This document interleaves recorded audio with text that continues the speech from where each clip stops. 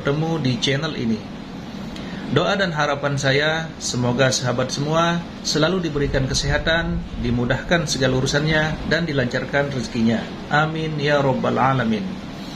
Pada kesempatan yang berbahagia ini, mari sejenak kita luangkan waktu kita untuk bernostalgia, mendengarkan tausiah yang sangat luar biasa dari guru kita, almarhum Kiai Haji Zainuddin MZ. Beliau dikenal sebagai Dai Sejuta Umat. Seperti apa isi tausiah dari guru kita? Mari kita simak bersama isi tausiahnya. Selamat mendengarkan. Adam itu bapak moyang kita. Dosanya satu, makan buah khuldi. Dikeluarkan dari surga. Kita dosanya banyak, kepengen masuk. Enggak nyambung. Hai Adam, dari tidak ada kamu saya adakan. Saya perintahkan tinggal di surga. Merasa sepi sendirian, saya ciptakan Siti Hawa supaya kamu tenang. Kamu boleh nikmati semuanya. Ini boleh, itu boleh, ini boleh, itu boleh. Makan, makanlah yang kau mau. Minum, minumlah yang kau suka. Pakai, pakailah yang kau senang.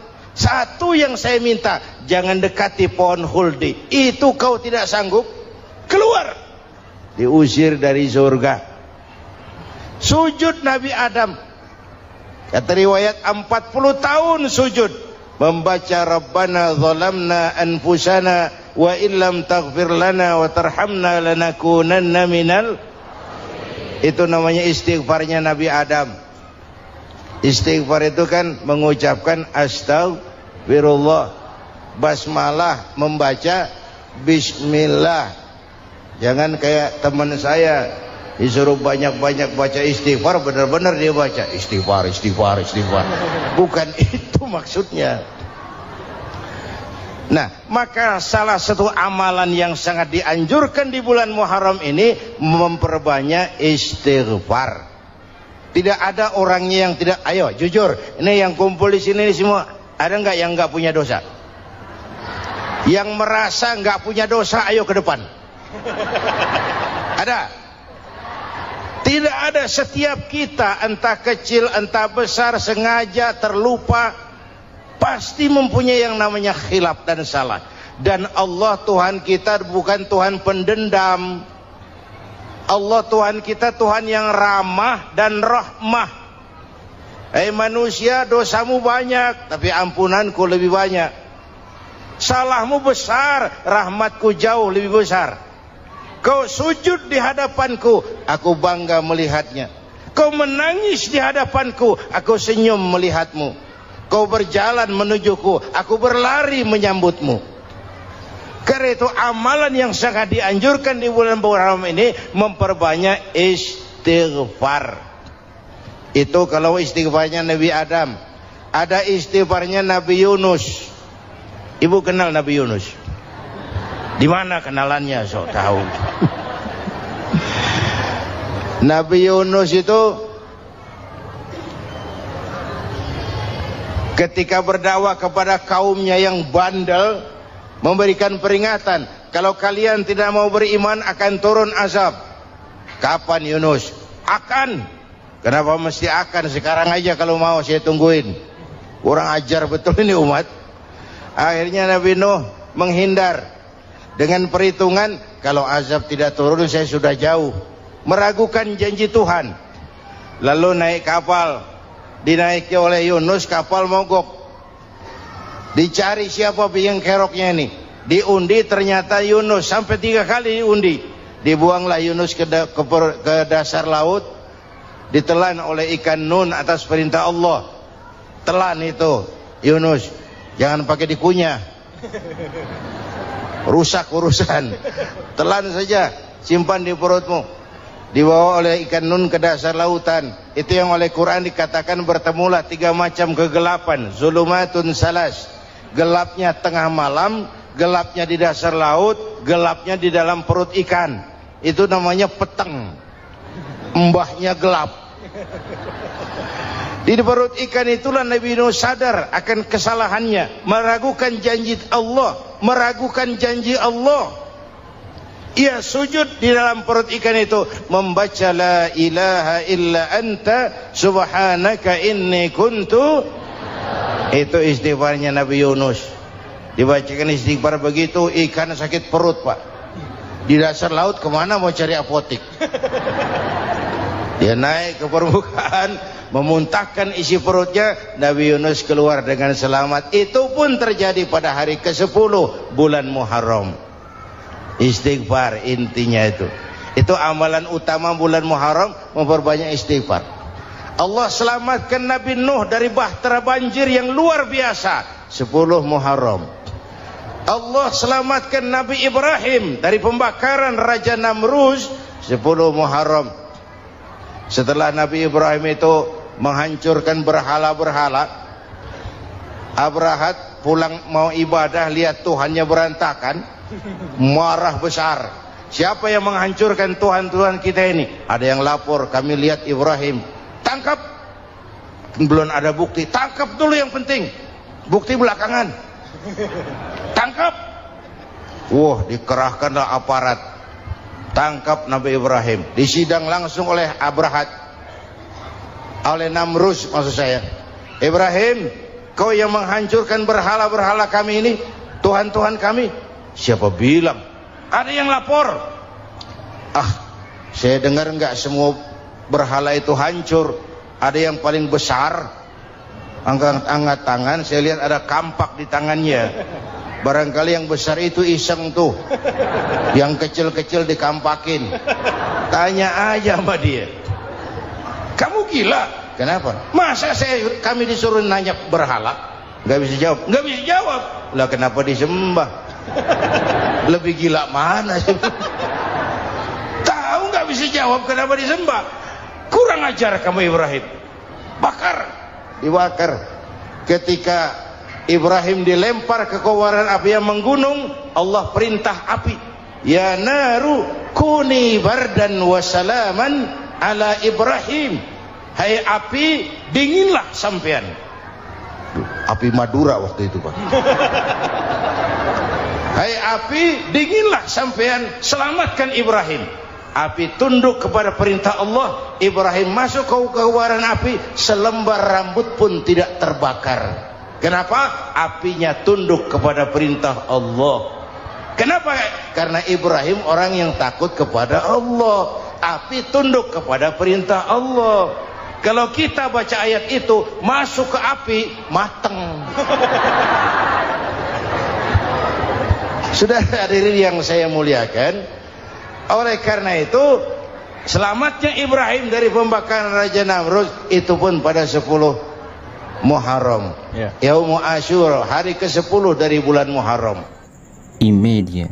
Bapak Ibu hadirin hadirat yang saya cintai, sebagian kecil tentang Nabi Adam, Nabi Ibrahim dan Nabi Yunus, tapi saya belum menceritakan tentang Nabi Nuh tadi.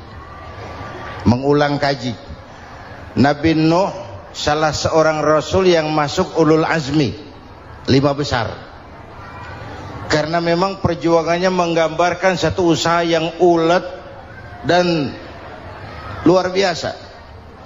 Beliau diberi umur 950 tahun, lalu berdakwah selama 900 tahun, sore, pagi, siang, malam, dapat pengikut tidak lebih 80 orang. Rata-rata 10 tahun satu.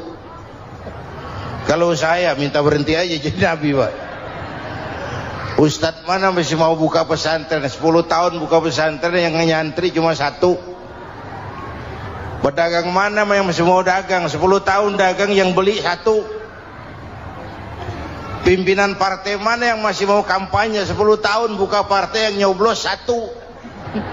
Bangkrut.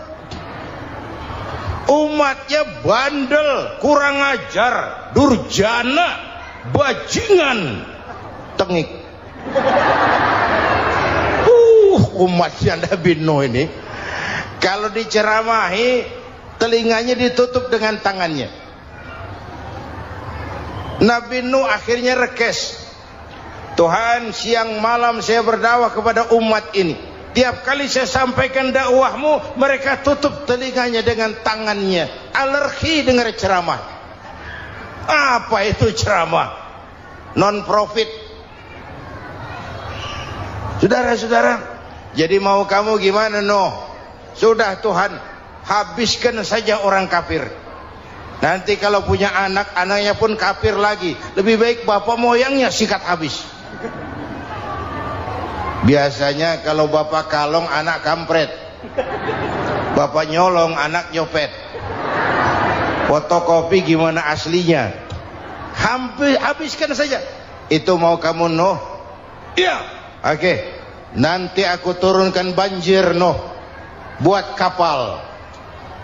Dengan apa saya harus buat kapal Ya dengan kayu, kata Tuhan. Kayunya dari mana Tuhan? Ya dari pohon Pohonnya belum ada Tuhan. Ya tanam dulu Bikin kapal kayunya nanam pohon. Apa artinya? Perjuangan perlu kesabaran. Sukses itu ada prosesnya. Nggak bisa simsalabim abracadabra lalu kita mau sukses. Semua ada prosesnya. Walaupun kenyataannya begitu. Sukses banyak bapaknya, gagal itu yatim. Kalau kita sukses banyak yang ngakuin. Yang baru ketemu pakai manggil encing. Ketemu baru. Tapi sukses banyak bapaknya. Gagal yatim, nggak ada yang mau ngakuin kalau kita gagal itu. Udah bikin kapal dengan kayu di tengah kampung, bikin kapal ini. Bayangkan di tengah kampung bikin kapal. Orang kafir makin menjadi-jadi. Lihat kenapa? Makin sarap. Bikin kapal di tengah kampung mau belayar kemana? Tuh lihat, kalau orang nggak tahu tujuan, mountain setengah jalan. Proses yang dinilai bukan finalnya. Ya kayak gitu kesimpulannya. Saya enaknya sendiri. Bikin kapal. Kapal mendekati selesai. Ini orang kafir rame-rame datang ke kapal Mau apa? Buang najis. Sakit perut berangkat ke kapal Nabi Nongkrong. Dapat 2-3 tumpuk pulang.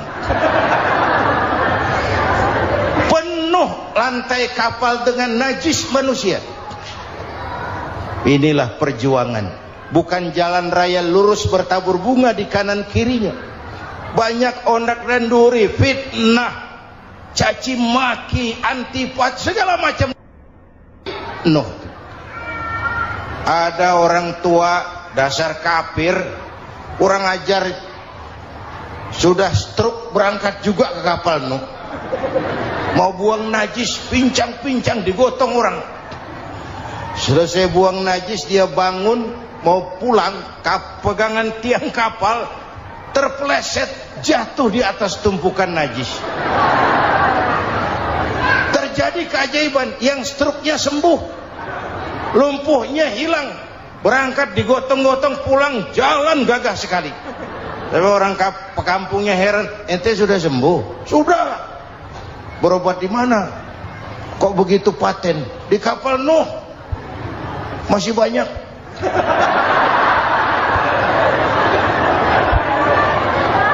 Yang berasa perlu obat bawa rantang. Ambil bersih lagi geladak kapal itu. Sudah selesai selesai. Oke, kau orang yang beriman bersamamu, binatang serba sepasang, naik Nabi Nuh, naik orang beriman, naik binatang serba sepasang. Ini cikal bakal penyelamatan manusia, Pak. Naiklah orang beriman, sudah naik semua, Nabi Nuh kontrol. Ini contoh buat kita, kontrol. Sudah naik semua teman-teman, sudah. Pemimpin yang baik bukan cuma terima laporan di belakang meja. Laporan itu yang mana juga bagus. Sama juga kampanye yang mana juga merdu. Kalau saya kalau aja yang dihitung. Pernah ada calon bupati kampanye janji, kalau saya berhasil kita akan banyak bangun jembatan di daerah kita. Rakyat tanya, Pak, nggak ada sungai di kampung kita, Pak. Dia bilang, sungainya kita bangun sekalian. Udah kadung janji, mana pula orang mau bangun sungai ini. Saudara-saudara, kontrol. Jangan cuma tunggu laporan di belakang meja. Semua laporan bagus. Ya, Bu?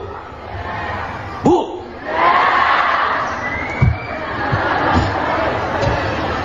Nabi Nuh kontrol. Sudah naik semua? Sudah, Nuh. Pulan bin Pulan naik. Naik, Nuh. Paimin bin Tukijo. Naik. Kami lihat naik. Ada orang Jawa juga, Kiai? Ada. Sudah kontrol. Kan'an anak saya ikut nggak naik kapal? Kami tidak lihat itu, Nuh. Kan'an. Ini potret. Bapaknya aktif ke masjid, ibunya rajin ke majelis taklim, anaknya keleleran kemana-mana. Bukan di sini, di Prancis. Udah di sini insya Allah sama.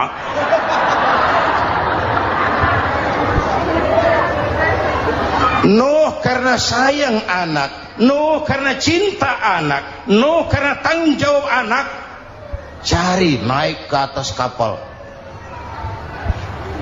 Lihat Kan'an anak saya? Nggak lihat, Nuh. Turun ke ruang bawah, periksa lagi. Mang, ayah Kan'an di dia. Jamaah Tasik ini rupanya di dalam. Tuh ayah, Mang. Ayah kemana ya budak ini? Turun ke bawah, tanya lagi. Ono Kan'an toh? Orang nano raketo. Rombongan Jawa Tengah naik ke atas buritan. Dari buritan kelihatan ternyata Kan'an tidak ikut naik kapal, kumpul di darat bersama orang kafir. Ini potret kita sekarang. Kumpul sama orang kafir, hanyut anak-anak kita, ditelan budayanya orang kafir, ditelan tradisinya orang kafir, ditelan pergaulannya orang kafir. Nuh karena sayang anak dari atas manggil. Dalam Quran dijelaskan itu. Karena Nabi Nuh di atas, Kan'an di bawah, teriak, ya bunayyar kam ma'ana. Begitu dalam Quran ayatnya. Cuma Bang ini pakai gaya memanggil supaya kelihatan ke gambar. Kira-kira Nuh manggilnya begitu. Ini namanya gaya dakwah, Pak. Kalau ceritanya datar nggak menarik. Maka Nuh memanggil Kan'an, ya bunayyar kam ma'ana. Kata yang dengar, ini gaya orang manggil, ya bunayyar kam ma'ana. Kan'an, kesini nak, naik kapal sama papi. Kata Kan'an di bawah itu, enggak mau papi, John di sini saja. Kata Nuh, jangan nak, Allah sedang murka, akan turun banjir. Kalau datang banjir papi, sa'awi ila jabalin ya'simuni minal ma', saya akan naik ke gunung tinggi yang bisa menyelamatkan saya dari banjir. Kan'an naik ke gunung, gunung dihantam banjir, Kan'an mati. Sampai sekarang. Yang kelima, Nabi Musa, kisah Muharramnya ini. Lahir dalam kondisi yang sulit. Karena Fir'aun mimpi akan lahir seorang anak dari keturunan Bani Israel yang akan menghancurkan kerajaannya. Kata Fir'aun, sudah lahir belum anaknya? Belum. Kalau gitu mulai malam ini laki-laki dilarang bergaul sama istrinya. Semua perempuan hamil di bawah pengawasan negara. Mulai hari ini kalau lahir anak laki-laki terutama Bani Israel, penggal. Satpol PP disiapkan. Udah ada kayaknya. Ada. Patroli. Bayangkan, Fir'aun itu bikin undang-undang seenaknya sendiri. Apalagi merasa kekuasaannya dalam ancaman. Penguasa manapun kalau merasa dalam ancaman, panik. Padahal kekuasaan itu kayak harimau, makin lama ditaiki makin sulit turun. Kenapa? Karena macannya makin lapar, naik terus capek, turun dimakan harimau, serba sulit. Saudara-saudara, kalau kita mau belajar dari Pak Harto, saya melihat kekurangan Pak Harto cuma satu, terlambat berhenti.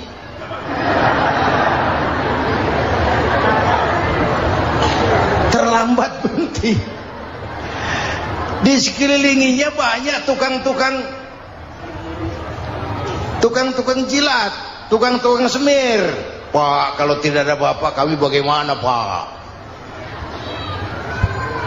Saudara hadirin yang saya hormati, maka sering saya ingatkan, temanmu yang sejati adalah teman yang membuat kamu jadi benar, bukan teman yang selalu membenarkan kamu.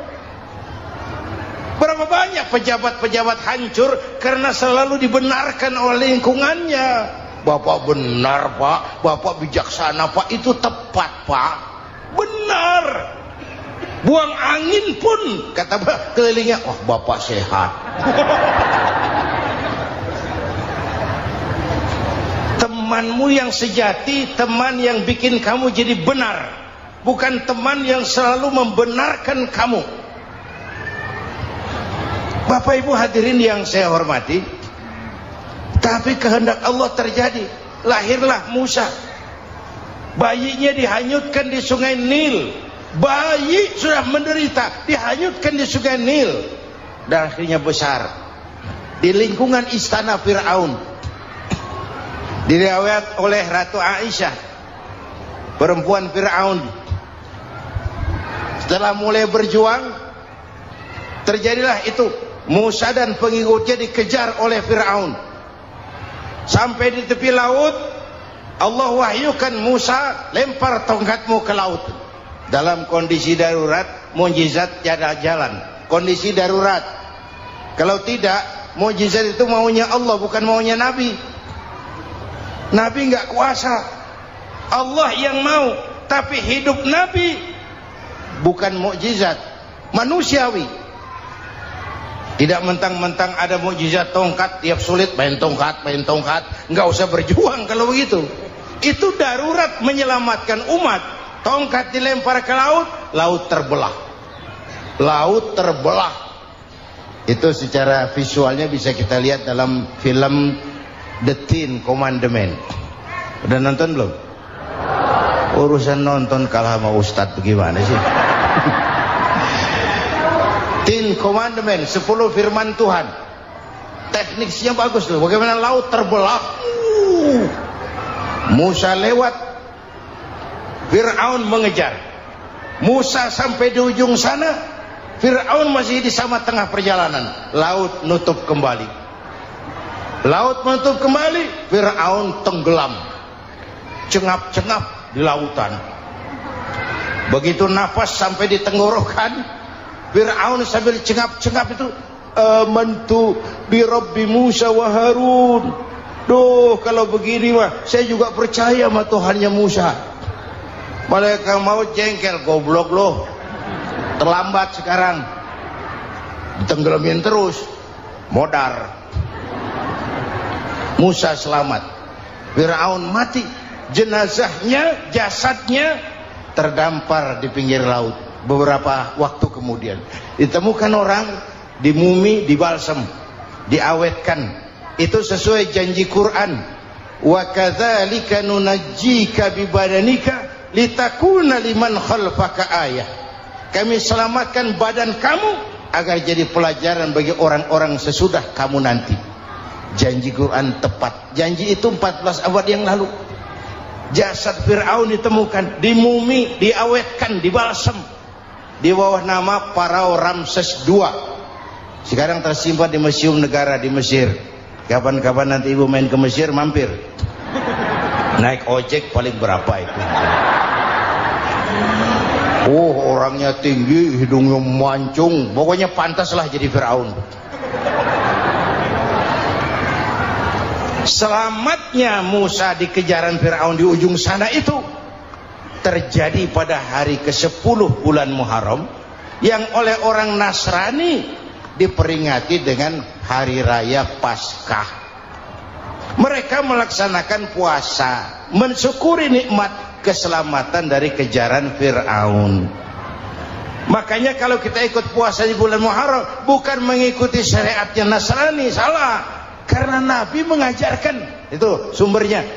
Bukan ikutan sama ibadahnya Israel. Tapi memang agama ini kan merupakan mata rantai. Datang Rasul baru melengkapi Rasul sebelumnya, datang Rasul baru melengkapi Rasul sebelumnya. Mata rantai yang berkaitan. Setelah Muhammad selesai, selesailah tugas Nabi dan Rasul.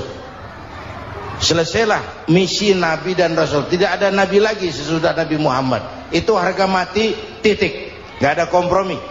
Siapapun sekarang ini nggak datang ngaku jadi Nabi, wajib tidak percaya. Wajib tidak percaya. Tapi kaitannya memang, kita bilang Nasrani, orang bahasa Arab, bahasa Ibraninya Nazaret, Nasiroh, Nazaret. Itu beda dialek. Kita Daud, dia David.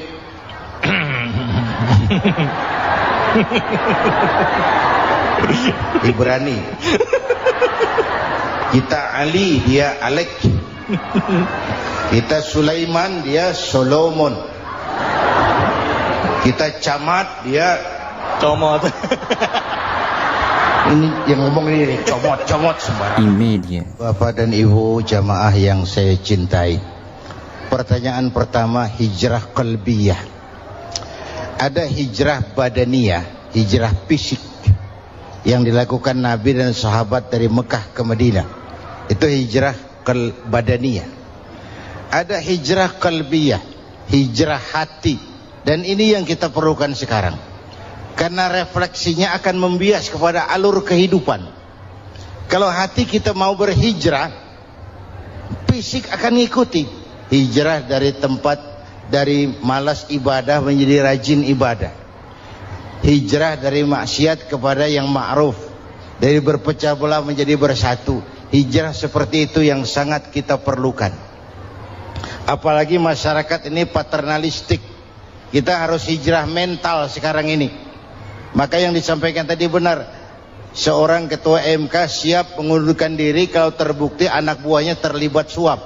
Itu walaupun siap, tapi sudah angin segar buat rakyat. Bahwa masih ada banyak insya Allah pejabat kita yang punya harga diri. Walaupun ada juga pejabat kita yang muka tembok, kulit badak, kuping kebo. Muka tembok, kulit badak, kuping kebo. Biasanya kalau kereta api tabrakan di negara-negara maju, Menteri Perhubungannya mundur. Di kita petugas palang pintu dipecat. Jauh sekali menteri sama petugas palang pintu. Yang benar-benar diadili yang krocok-krocok, kopral-kopral gitu. Padahal hadisnya jelas, ar-rashi wal murtashi finnar. Yang nyuap dan yang nerima suap dua-duanya neraka. Kasus potret belakangan ini, yang nerima suap, yang diuber, yang nyuap aman, yang nyuap aman, yang korupsi pajak dikecil-kecilin, yang ngemplang pajak aman. Padahal ngemplang pajaknya triliunan, padahal dia sudah dikasih fasilitas oleh negara mengelola sumber daya alam negara yang artinya milik rakyat. Dia harus bayar pajak, uang pajaknya dikumpulkan bagi sebesar-besar kemakmuran rakyat. Itu tindakan merugikan rakyat. Karena itu betul, saya setuju, hijrah qalbi yang perlu kita lakukan sekarang. Hijrah hati. Subhanallah, sangat luar biasa apa yang sudah disampaikan oleh guru kita almarhum Kiai Haji Zainuddin MZ. Sahabat beriman yang dimuliakan Allah, jangan tinggalkan channel ini, tetaplah di sini karena tausiah ini belum selesai dan masih banyak lagi hal-hal menarik yang akan disampaikan oleh guru kita almarhum Kiai Haji Zainuddin MZ. Maka dari itu mari kita lanjutkan kembali. Selamat mendengarkan. Kita ini bangsa Indonesia seperti timnas. Timnas sekarang anak-anak muda sudah berani pakai baju PSSI. Iya. Kenapa? Menang. Coba kalau kalah terus, nanti menang. Tapi bangsa Indonesia itu memang seperti timnas, namanya kesebelasan, 11 orang. Walaupun ada pemain bintang ya ada presiden, gubernur, menteri, itu bintang-bintang. Tapi bintang baru ada artinya kalau dibantu 10 pemain yang lain. Cristiano Ronaldo, siapa itu? Penyerang tengah Real Madrid, bintang. Lionel Messi, siapa lagi? Barcelona, bercelana.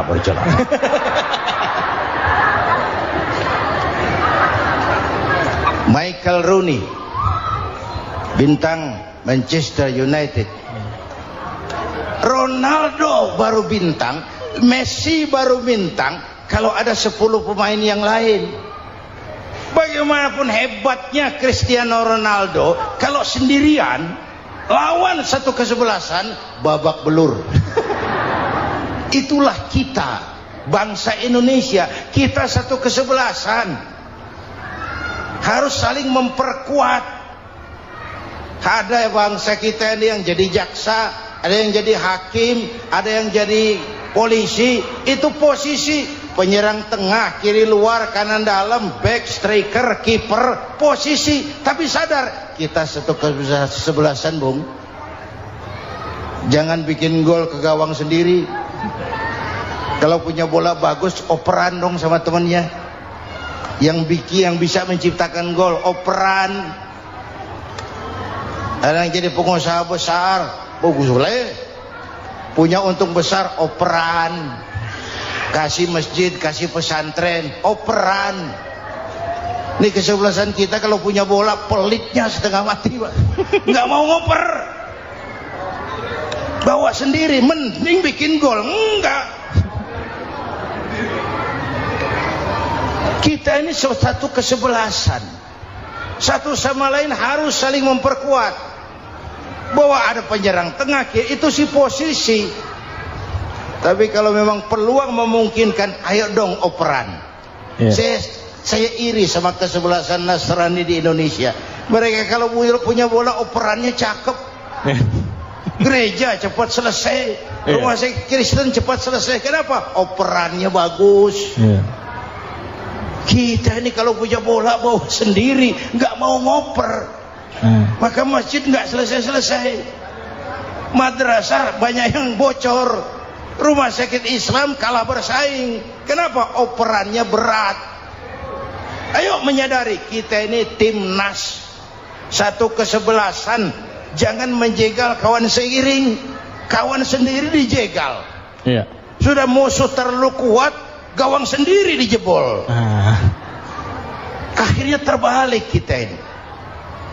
Ujian terberat telah diberikan Allah kepada para anbiya, kemudian para aulia, kemudian para ulama. Summal amsal fal amsal, ke bawah dan ke bawah, diuji setiap orang menurut kekuatannya berpegang kepada agama. Kalau karena anak Melayu bilang, kalau takut dengan ombak, jangan berumah di tepi pantai. Kalau takut diterjang ombak, jangan berumah di tepi pantai. Kata ibu tadi, mau jadi pohon tinggi harus berani ketiup angin. Makin tinggi pohonnya, makin keras anginnya. Takut angin, jangan jadi pohon tinggi, jadilah rumput. Nggak ditiup angin, tapi diinjak kebo. Apa yang nggak ada resikonya? Apa yang nggak ada resikonya? Semua nabi ada yang dihantam kekuasaan yang arogansi. Ibrahim berhadapan dengan Abrahat, Namrud.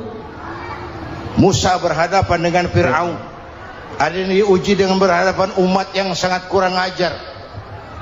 Ada yang diuji dengan gosip yang dahsyat. Nabi Yusuf digosipi sama Zulaikha itu. Nabi Yusuf Nabi Yusuf.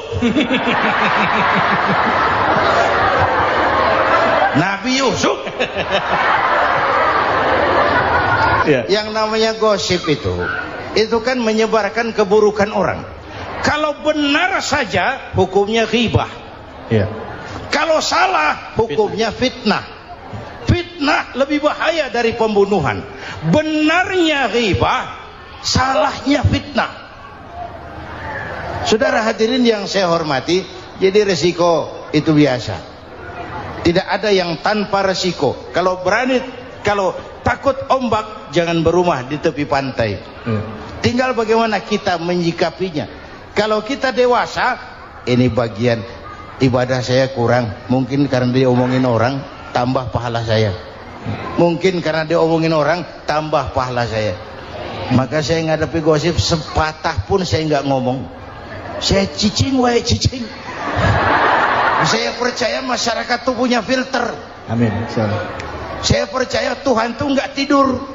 Alhamdulillahirrabbilalamin. Itulah tadi tausiah yang sangat luar biasa yang sudah disampaikan oleh guru kita almarhum Kiai Haji Zainuddin MZ.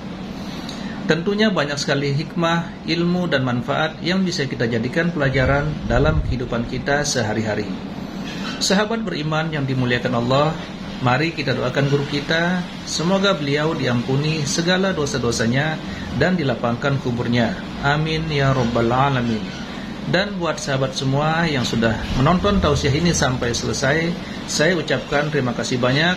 Semoga Allah Subhanahu wa taala senantiasa selalu melimpahkan rahmat dan karunia-Nya kepada sahabat semua. Selalu diberikan kesehatan, dimudahkan segala urusannya dan dilancarkan rezekinya. Amin amin ya rabbal alamin. Sahabat beriman yang dirahmati Allah, demikian yang dapat saya bagikan. Kurang lebihnya saya mohon maaf. Sahabat beriman yang dimuliakan Allah, demikian yang dapat saya bagikan.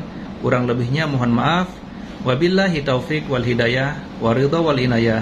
Wassalamualaikum warahmatullahi wabarakatuh. Assalamualaikum warahmatullahi wabarakatuh. Alhamdulillahirabbil alamin, wassalatu wassalamu ala Rasulillah wa ala alihi wa sahbihi wa mawalah, amma ba'du.